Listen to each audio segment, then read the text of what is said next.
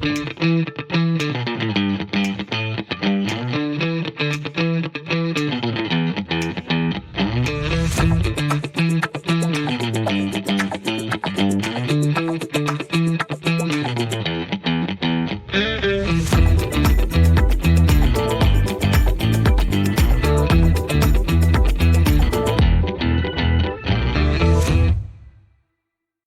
to Victory or Death, the podcast for content creators.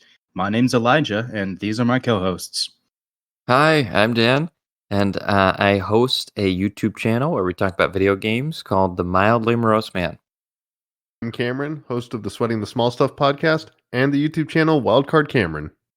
Hello, it's me, Mario. Hey guys, it's me, Keon, and I run the podcast Lock Life Advice with Keon. I'm also one of the co-hosts on the YouTube channel Frameforge. We have concluded our four-part interview series, and now we're moving back into something a little bit less specific, namely self-promotion with social media. This one is going to be hosted by Keon. So I have been influenced quite a bit from Gary's vlogs and everything around him. That when I was first getting into social media, of course, he's one of the main voices that come up. And the thing about him is that he is he's one of the inspirational speakers on any social media site, on YouTube especially. And so when you listen to him talk, you're always just like, oh yeah, I want to do everything and work so hard and all this and just spend all my time just on the hustle. And that's the kind of thing that gets me inspired and excited about doing things, because in my mind, he can't be wrong that if you are on social media and promoting yourself continuously, someone that can help you out or some sort of opportunity that is really good will eventually come along. And so the more you hammer at it consistently, of course, that opportunity might come sooner. But at the same time, that's untenable, and people have to sleep and take care of themselves. So Elijah, the thing about... Sorry, I just want to say, Elijah, I need you to play Britney Spears' Toxic behind this entire part about Gary Vaynerchuk. Yeah, because it's completely like you can't keep doing this. So it's a good thing to get you motivated, but at the same time, it is in theory completely plausible that no matter what, if you keep pumping out social media content and other content, eventually you will get where you want to go. But you do need to have a strategy around that, and to combat the fact that you're not a machine that can just pump out social media content. I just need to get on. I'm sorry. I need to get on my. I know we just all talked over each other, but I need to get on my soapbox for a second and just say something that drives me, because I've gone down all these rabbit holes of this is how you optimize your workflow. This is how you reach out on social media. This or that, and it's like every single one of them. It's like God, I just lost what I was gonna say. Perfect. Yes, this is great. Now that I've hijacked this. Ride this crazy train right into the ground. I know, crashing right. All right, do you want one of us to?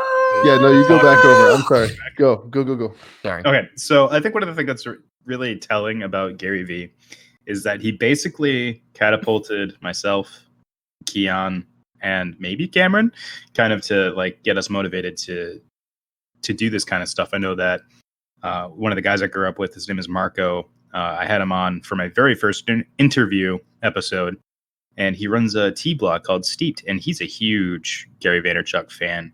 He actually bought his shoes, which I thought was really cool. Problem is, and Keon, you're picking up on this, it's a very hard to sustain thing. Yeah. And I don't remember who I was talking to, but it was someone who was far older than all of us. And I mentioned Gary Vaynerchuk, and he immediately rolled his eyes and went, yeah, I know Gary. I knew him before he was a big deal, in the social media space, back when he was a wine guy. And he's like, and he hasn't changed a bit. Sorry, I'm sorry, that perfectly reminded me of exactly what I was trying to get at earlier. Is the thing about Gary and all these guys that drives me nuts is they say stuff that on its face, it's it must be true. If you keep just chipping away at it, eventually that thing will come along. But when you look at the vast majority of people who they have their quote big break moment or whatever, it wasn't because they sat on social media every minute of every day and were just like throwing out content constantly, is because they were like doing good work. And when the moment presented itself, they knew enough about their trade or their art or whatever to capitalize on that moment. And it wasn't necessarily because someone just made the right blog post at the right time. That might have been a piece of it, but that was like anyone can make a blog post or tweet or whatever about anyone. It doesn't matter unless you can capitalize on it. And that's usually where the real success comes from. So like every single time I hear them say, you got to be on Twitter, Facebook, and Instagram, and YouTube, and you, like the whole time you're thinking like, yeah, you have to have a presence there, but you're not going to spend every waking free moment burning through them trying to get people's attention. It's just A, not sustainable, and B, it undermines what you're doing. Yeah, and exactly on the same page as that, something that I appreciate is one of our Cameron and my high school teacher used to say that practice does not make perfect. Perfect practice makes perfect. That, okay, cool, you could be constantly posting stuff, but unless it's not only stuff that people might want to watch, but you're iterating on it and you're getting better at your craft, then it might eventually become something really amazing. Or regardless, people will be able to see your trajectory from something maybe not great to something very good. But if you're just pumping stuff out, that's not going to lead to something effective. And it ultimately comes down to the fact that this, in my mind, social media and anything that you're doing, you need to do it because you want to, because it's something that's fun, or you're honing a skill you want to hone, because that within itself should be the objective. You're doing something you like, or you're doing something that will get you a skill that you want to have, and make that the goal, and have social media be something that is a fun addition and that can potentially become a positive. So, a question I want to ask, does YouTube count as social media? Depending on who you ask, yes. Yeah. Because the entire idea behind social media is it is a space where you can create content and share it with people and be able to comment on other people's content. Yes. And so in this vein, YouTube is very much a social media platform. But people have also, like, because of like the paid tiers and the different ways you can share content on YouTube, and the way YouTube prioritizes some of its members, very clearly treating it like, if you imagine a TV channel where they give prime spots to certain shows, where in this case prime spots is the algorithm recommends it more than other people, then it is not like a social media or what you might traditionally think of as a social media platform, but in many other aspects it is. And I'm going to go into my conspiracy theory mind and say that every single social media that has a quote unquote algorithm will do that to you. They will potentially not feature your thing because you're not a tried and true person that's been posting consistently, or you don't have the certain hashtags that they really like. But ultimately, that's what I mean by behind the thing, that it needs to be for the goal itself, and not the fact that I need this many followers, I need this many whatever. Those milestones are good, but at the same time, you honing your skill is far more interesting even to a viewer than you trying to get views. You actually working at something you like or something you want to build is far more useful to yourself as well. And I think, we kind of started this whole thing by like ragging Gary, but we're not. Like, he's really good for motivating people. Yeah. And he does drop massive truth bombs that I think people like to overlook because they're so hyped on the just on the positivity and like the go get it, kind of attitude. It's like, we're here because we want to help people who have taken that first step and now don't actually know how to refine their process, do that. But there's also the other end where Gary has always said, at some point, don't view social media as a get rich quick thing. Don't be just a social media celebrity. Like, we're the people who, like, we in this group are going to adapt to whatever medium, because we're not doing it just to get rich on social media. We're doing it because we enjoy making content. And if the internet drastically changes in some way, or those platforms go away, we will find a way to continue to advertise and promote what we create because we enjoy it. Like, one thing that works really well in this age of social media is printing out physical flyers, going and stapling them to light like the wooden light poles. You're gonna have to elaborate on Does that that one. Actually work? Yeah. Yeah. It depends where you are. It depends where you Hearing? are. If You you're really out- probably need to be in a highly populated area. Okay. Right. A But, light like- pole, No, like by I a farm, want- won't work.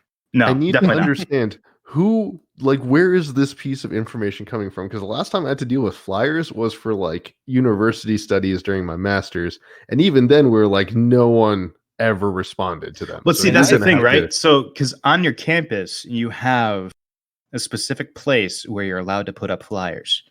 No one cares because the whole thing is filled with attention-seeking stuff. But if you get a little subversive about it and you stick a flyer where someone is gonna look and then like realize like, why is there a flyer there? They're just gonna look at it because it's out of place. Same thing with like QR code sticker kind of thing, right? You can like make a logo for your podcast and just stick it on a random corner, and someone is gonna notice it because it's outside of the like realm of normal shapes and normal color patterns. And it's more subversive. It's not going to necessarily get you thousands of views and followers, but you're more likely to stumble across someone who cares because you're not playing the same game that everybody's playing. And Gary has always been about not playing the same game. And the reason that his tactics don't work for a lot of people is because a lot of people are doing it now. And so there's this constant, there's always a bigger fish mindset that you have to one up the game. And so the people who are still succeeding based on his stuff is people who are figuring out how to innovate beyond that. And so the whole thing that Gary keeps saying is like, you can't just play the same game as everyone else, but everyone only hears the go get it. If you're enjoying this episode, please leave an honest rating for us wherever you're listening from. Also, please like us on Facebook, follow us on Twitter, and join our subreddit to talk about the latest episodes or ask for help in your content creation journey. All those links can be found in the show notes. Without further ado, let's get back to the episode. Guys, I'm trying real hard. I'm trying real hard to follow. Dan, I'm sorry. I'm gonna have to take the mantle of man trying to understand from you for this episode. 'Cause I'm trying real hard to understand, but I just can't with a lot of these. And I'm there's something I'm missing clearly. I find that very interesting that you're the one saying that, because you are honestly the person that understands it most.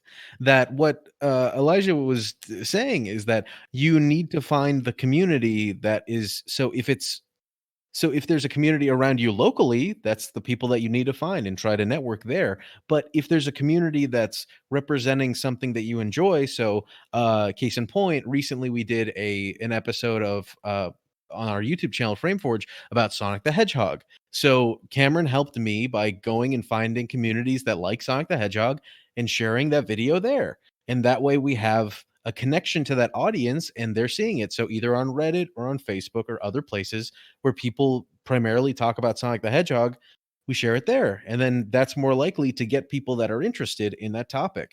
And that's the same thing, that if you spend a certain amount of money to find that demographic, you find that, okay, well, my audience really likes sports gear. Well, I know that this certain site talks a lot about sports gear or whatever. Maybe I might do an ad there. Or I know that this one channel talks a lot about sports gear. Maybe I'll collaborate with them. But going to where your audience is, I think, is kind of where that's getting at, and making sure that you're becoming part of that community.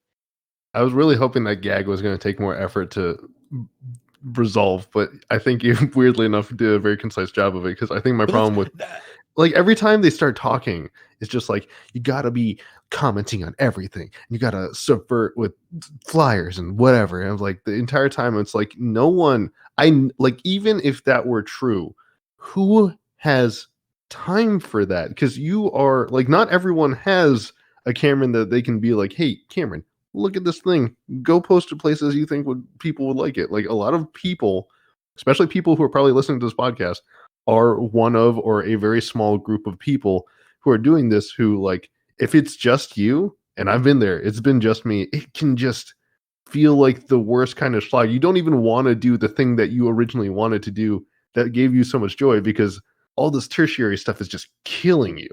Right, because people get inundated by the checklist that they start to build when they start hearing all of these like tips and tricks to do better at XYZ thing.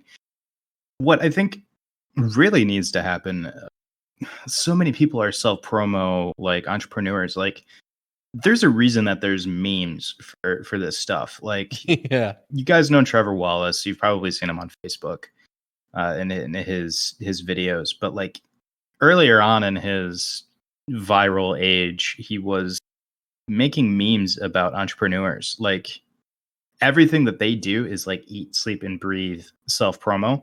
And that's just, that doesn't fly anymore because people don't care about you selling something to them. And that's where Gary Vee then would turn and be like, well, then that's what content marketing's for.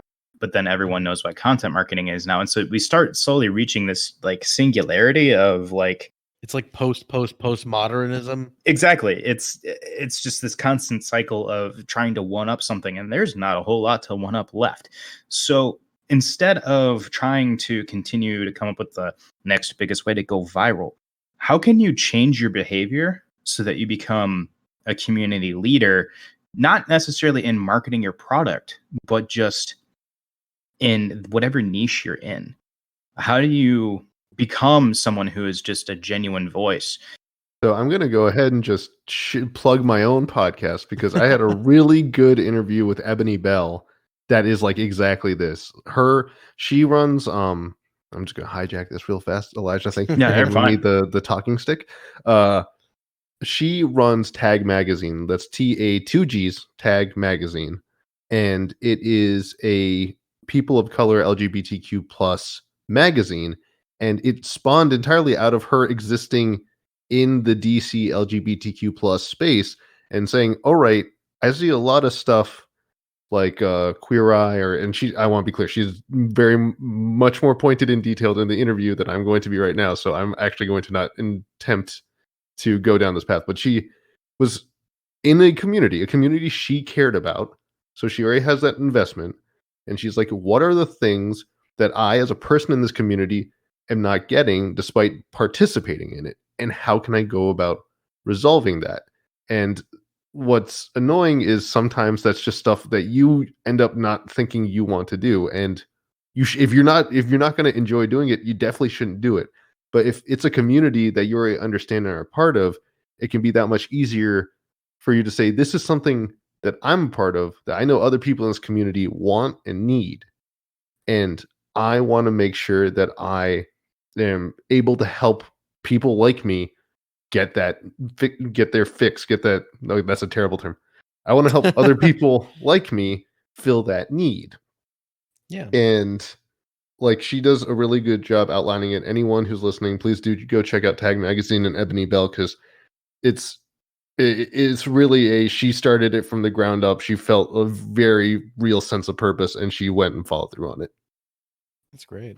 If we can concisely put it together, like Cameron, Keon, and me, like, what are our social media strategies to like accomplish this more personable thing?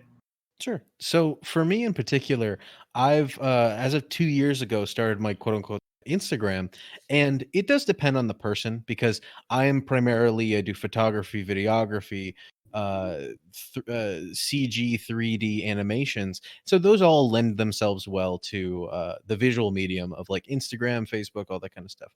But for me mainly, and that's why like Instagram worked out really well for me. For me mainly, the way I was using social media, and I still think it's a good way to approach it non-committally. Like, if you're really trying to push something that you're doing very hard, then like I said, definitely reach out to those communities and try to become a very active member, and those communities will be excited to have you, and you can then become a leader in that group and have your audience no matter what. But for me, it was really the fact that like I just thought I needed to get my stuff out there, because something that Gary Vee says, I hate to quote him if some people really don't like him, but the fact that there's nothing cooler than seeing the narrative of where someone started and where they are now. And I look back, I scroll all the way down to the bottom of my Instagram and be like, wow, I thought that was really good. And it's not bad, but it's also like, wow, yeah, no, I've definitely grown. And it's good to give yourself that self-affirmation. So I use Instagram as a way for not only me to see where I've been, but also for me to continually update myself on what I have been doing. And it's a good way for me to not only, keep making things, have a place where I can dump things that I make, not just keep them on a hard drive, but also it's gotten to the point where some of my friends are also feeling inspired. And when they see it on what I do is I upload to Instagram, and there's the ability to link your Facebook and Twitter. So after I post something on Instagram, it instantly is sent to Facebook and Twitter. And some of my friends will see that, they'll get inspired, but also some of my friends that are I used to actually have it's not defunct. We still have an Etsy page, but I used to have an Instagram page I was updating frequently called Print 3D LLC, which is a 3D printing company that I own. And through that, a lot of my friends were like, "Oh, you're the 3D printing guy. So I have this commission." And those are ways that your friends can then recognize you as a person, a guy, or a girl that does this thing. And then you can start growing by having that identity that people make for you. And I just think that the more you allow yourself to be vulnerable and put your things out there, not only do you grow as a creator, but you also see where you were. You can laugh about that and continue growing and continue to have a reputation in that space. So thank you for coming to my TED Talk and on social media. And Kian, let me grab that talking stick from you and see if I can. I'm going to start with the most obnoxious piece of advice I've ever gotten. And I've gotten it from a few people, even though there's like one person in particular I really want to call out for always giving me this piece of advice whenever I talk to them on certain social media platforms. They say you have to set social media ablaze with your content. You have to start the fire that gets people excited about your content. To which I say, what the hell are you talking about? That makes no sense. To the best of my knowledge, what I've determined that means is, and this is another word that I freaking hate hearing and saying, but I'm going to say it. You want conversions where the people are. So a conversion is someone sees a piece of content, decides that your content's cool enough to see if you're going to make more of it, and they subscribe to you, follow you, whatever. Because that, at the end of the day, what you're really trying to do is telegraph to people, hey, I am someone who's creating this thing that I think you'll enjoy. And if you agree, you'll want to follow me and maybe even participate in the kind of thing I'm doing. And what's important to understand when it comes to these different social media platforms is it is really hard, if not impossible, to get someone to see my podcast episode in like the mini clip on Instagram or I don't know, like something on Twitter or something, and then come over to my podcast. Like it's much easier for me to convince one of my followers to go and bother their friend or cousin and have them sit down and listen to a podcast and be like, oh, this is pretty good. I think I'll listen to it. If you're going to be on a social media platform, your goal is, I want to get Facebook people to like my page. I want to get Instagram people to follow me. I want to get Twitter people to follow me. I want to get YouTube people to subscribe. So anything I do on YouTube to promote my stuff is happening in YouTube. Anything I'm doing on Instagram is to get people to follow my Instagram. That is where that's going to happen. You're building a following there to convert over to listeners, viewers, subscribers, etc. If you don't want to do social and you just want to go full-blown subversive, like there's podcasts that have figured out a non-social way to market themselves. Figure it out.